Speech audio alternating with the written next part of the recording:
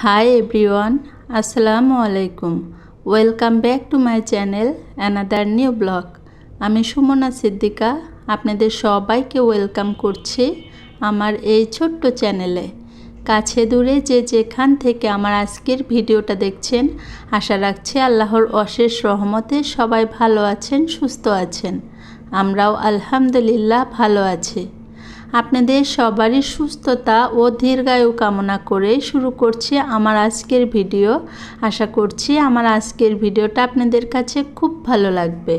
আমি একজন হাউসওয়াইফ, সেই সুবাদে সবসময় আপনাদের সাথে আমার ঘরের কাজকর্ম, রান্নাবান্না এগুলোই শেয়ার করি। তো আজকের ভিডিও আমি একটু ভিন্নভাবে আপনাদের সাথে শেয়ার করছি। আমি আমার মেশিনের সেলাই কাজগুলো কিভাবে করি বা কি বানিয়ে থাকি তার কিছু অংশ আপনাদের সাথে শেয়ার করছি। এখানে আমার মায়ের জামার বেঁচে যাওয়ার এক টুকরো কাপড় দিয়ে বানিয়ে নিচ্ছি আমার মেয়ের জন্য হেয়ার ব্যান্ড। এই হেয়ার ব্যান্ডগুলো কিন্তু খুব ভালো, চুল সহজেই ছিঁড়ে আসে না এই ব্যান্ডের সাথে। তো এখানে আমি হেয়ার ব্যান্ডের জন্য লম্বা একটা কাপড় নিয়েছি, লম্বা নিয়েছি 24 ইঞ্চি, পাশে নিয়েছি ডাবল ভাঁজ দিয়ে 2 ইঞ্চি।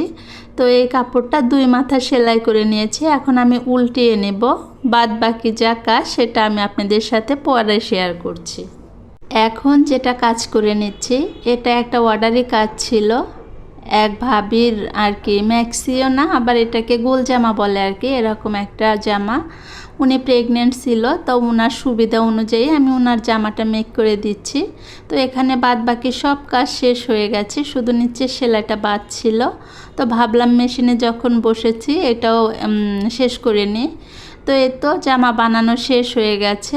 বেগুনি কালার যে জামাটা দেখতে পাচ্ছেন, এটা আমার মায়ের জন্য বানিয়েছি, গোল জামা। তো এটাও বানানো শেষ হয়ে গেছে। এখন আমি খুব সুন্দরভাবে ভাঁজ করে রেখে দিব, যখন বাড়ি যাব তখন এটা নিয়ে যাব। আপনারা যদি ভিডিওটা দেখতে দেখতে এ পর্যায়ে চলে এসে থাকেন, তাহলে আপনাদের কাছে একটা রিকোয়েস্ট রাখছি, আমার আজকের ভিডিওটা যদি আপনাদের কাছে কোথাও কোনো অংশ একটু হলেও ভালো লাগে, প্লিজ একটা লাইক দিতে ভুলবেন না। সেই সাথে আপনি যদি আমার চ্যানেলে আজই নতুন হয়ে থাকেন, তাহলে প্লিজ চ্যানেলটি সাবস্ক্রাইব করে আমার পাশে থেকে যাবেন। আর অলরেডি যারা এই কাজটা করে দিয়েছেন তাদেরকে জানাই আমার পক্ষ থেকে অসংখ্য ধন্যবাদ। তো এই তো কথা বলতে বলতে জামাগুলো ভাঁজ করে নিচ্ছি। এটা এইরকমই ছিল, উপরের বডির অংশটা ছিল 8.5 মেবি 9 হবে। তারপরে মেক্সি যেমন কুচি দিয়ে বানানো হয়, এটাও ঠিক তেমনই কুচি দিয়ে বানানো হয়েছে, শুধু এটা কামিজের জামার লম্বা যতটুকু হয় ততটুকু।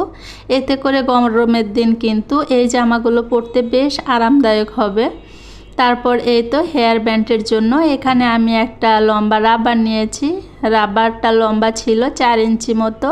তো এটা আমি কলমের সাহায্যে আর কি কাপড়টার ভিতরে উঠিয়ে নিব। সেই জন্য আমি রাবারের এক মাথা কলমের ভিতরে দিয়ে তারপর হেডটা লাগিয়ে নিয়েছি। এখন এইটার ভিতরে দিয়ে 2 মাথা কিন্তু আমি গিট্টো দিয়ে নেব। এটা খুব ভালোভাবে গিট্টো দিতে হবে যেন ছুটে না আসে। তারপর যে খোলা যে মাথাটা ছিল কাপড়ের 2 মাথা, ওটা আমি হাতে সুই দিয়ে সেলাই করে নিব। এটা বানানো যেমন ইজি, তেমনি কিন্তু এটা ব্যবহার করে বেশ মজা পাওয়া যায়। আমার অনেক আপুরা আছে যারা সেলাই কাজ জানেন, তারা কিন্তু খুব সহজভাবে এটা বানিয়ে নিতে পারবেন। আর যারা সেলাই কাজ জানেন না, তারাও কিন্তু হাতে সেলাই করে এই ব্যান্ডটা বানিয়ে নিতে পারবেন। দেখতে কিন্তু মন্দ লাগে না, তাই না? আর এটাকে বাচ্চাদের বানিয়ে দিলে ওরা খুব বেশি পছন্দ করে, এক একদিন এক একটা কালারফুল ব্যান্ড পরতে পারে। তো যাই হোক, ব্যান্ডের পর্ব শেষ করে এখন বিকালবেলা আমরা একটু বাইরে এসেছি, 2টা চেয়ার নেব ঘরের জন্য, সেই জন্য ফার্নিচারের দোকানে এসেছি। তো কয়েকটা দোকান ঘুরে ঘুরে তারপর আমাদের চাহিদা অনুযায়ী যেটা প্রয়োজন সেটা আমরা পছন্দ করে নিয়েছি। তো এসেছি যখন বিকেলে, এখন প্রায় সন্ধ্যা হয়ে গেছে। তো ভাবলাম কিছু একটা খেয়ে নেওয়া যাক। তো এখানে একটা রেস্টুরেন্টে বসেছি, এখান থেকে আমরা সন্ধ্যার নাস্তাটা করে বাদ বাকি যা কেনাকাটি আছে ওগুলো করে তারপর বাসায় চলে যাব। আর বাসায় যাওয়ার পরে সেগুলো আপনাদের সাথে শেয়ার করব ইনশাল্লাহ।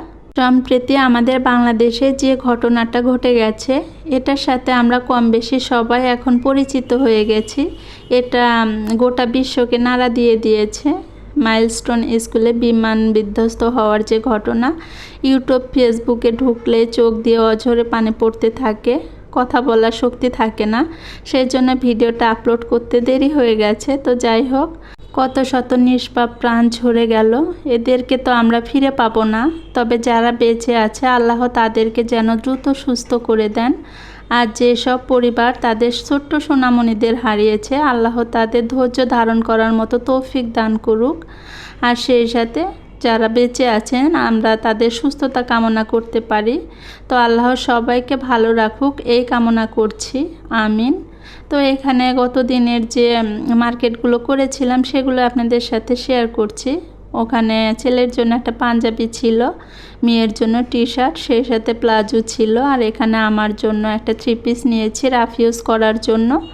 তো এই তো মার জন্য একটা 3 পিস নিয়েছিলাম, যেটা আমি আগেই বানিয়ে ফেলেছি আর আপনাদের সাথে শেয়ার করেছি। বাটিকের যে 3 পিসটা ছিল, তো এগুলো আমরা কেনাকাটি করেছিলাম। সেই সাথে দুটো চেয়ার নিয়েছিলাম। তো এই চেয়ার দুটো ছিল এরকম। তো আজকের ভিডিওটা আর বড় করছি না, দেখা হবে পরবর্তীতে নতুন কোনো ভিডিওর সাথে। সেই পর্যন্ত আপনারা সবাই ভালো থাকবেন, সুস্থ থাকবেন, সবাই সবার জন্য দোয়া রাখবেন। আল্লাহ হাফেজ, আসসালামু আলাইকুম।